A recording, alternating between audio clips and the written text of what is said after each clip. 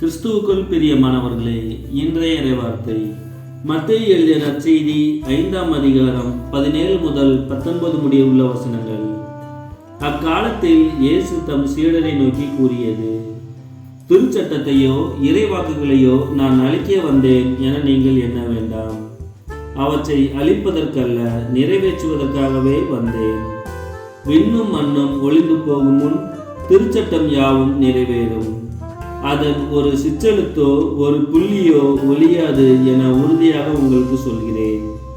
எனவே இக்கட்டளைகளில் மிக சிறியது ஒன்றையேனும் மீறி அவ்வாறே மக்களுக்கும் கற்பிக்கிறவர் விண்ணரசில் மிகச் சிறியவர் என கருதப்படுவார். இவை அனைத்தையும் கடைபிடித்து கற்பிக்கிறவரோ விண்ணரசில் பெரியவர் என கருதப்படுவார்.